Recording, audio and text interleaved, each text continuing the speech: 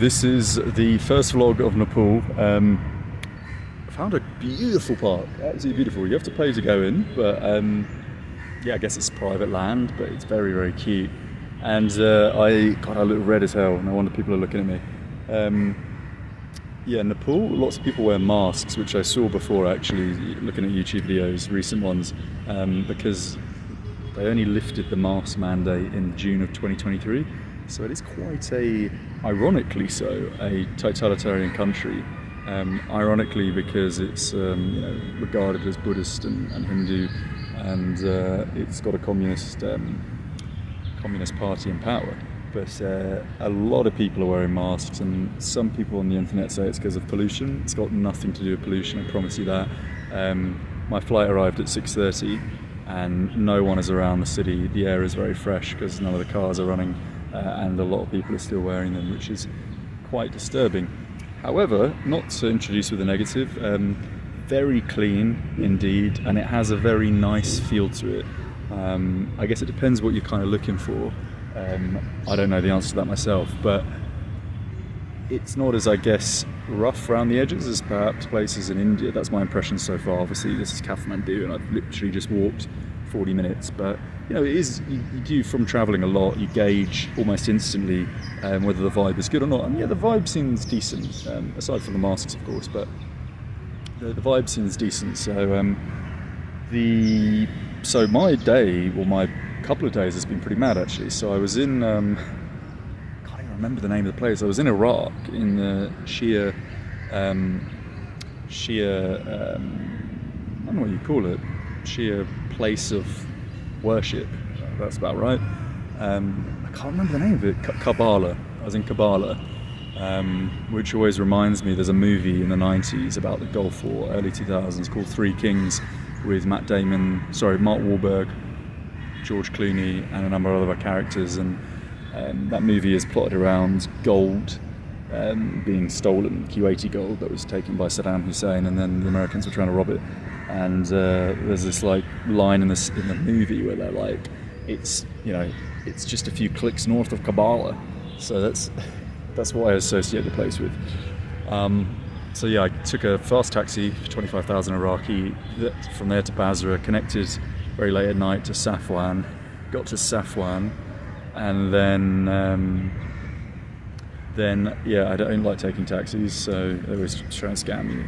Middle of the desert, it's like midnight, and I decided I'd just walk down the road, which is it's 117 kilometers to Kuwait city. And the reason I went a day early is because some motorcyclist posted a blog and incorrectly stated that on Fridays, which is generally the Islamic day of Islamic holiday, day of rest, the border was closed. So I was like, oh shit, I don't really want to risk it. Even though I didn't believe it, I didn't want to risk it because my flight was obviously on a Friday to Kathmandu. So I arrived really late, got picked up by nobody for just standing on the road for an hour and a half. And then the guy that actually stamped my passport, finishing his shift, driving home, saw me, stopped, and we ended up just talking about football. He's a really, really nice guy for the entire journey. And then he took me to the airport because his home conveniently was located right next to the airport. So yeah, I mean, I arrived at 1 a.m. yesterday and then just spent 24 hours in the airport, literally. Flight departed at 11 p.m. Though time went pretty quickly, and got a couple of Little Caesars pizzas, booked the VIP lounge, scoffed my face with all the foods, and then yeah, just arrived here at 6:30 a.m. Seems like the only or first flight, so that was good because the process I imagine would be quite long-winded otherwise. Not dissimilar to the Kuwaiti border. That was a weird process, and yeah, just very smooth. Paid $125. It's very expensive, but for the visa, which is 90 days. And here I am, and I'm literally, the reason I wanted to stop in this park is it's only another 28 minutes walk to the place I'm staying, but I'm just soaked through with sweat. Like, I'm carrying my bag here, which is, this is like just dripping, and this shirt starts to develop sweat patches and it looks disgusting. So I'll cool off here for like an hour or so. I just paid 100, which is like 75p. And then the ATMs they charge you here paid 625 to withdraw cash. Apparently everywhere is a minimum of 500. So yeah, this is a nice little park. I don't think this angle does it justice. It's much more beautiful on the other, when you look from that way. But yeah, no one's around. Very pretty indeed. Yeah, good vibes. Really good vibes. Oh shit, no, drop that camera. Good vibes. So here we go. Here for 3 months probably, and I'm going to get into a really good routine. So I try not to party. It's very tempting. I love partying, but it's not unhealthy. But I just, yeah, it's good to get into a routine. I want to focus on something else, so I'm going to get the fitness back up to scratch.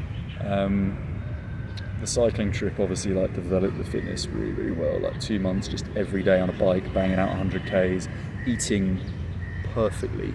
I was eating just cashews and peanuts and hummus and like just loads of fruit and veg. So that was really good. And I think I'm going to get into like a gym discipline.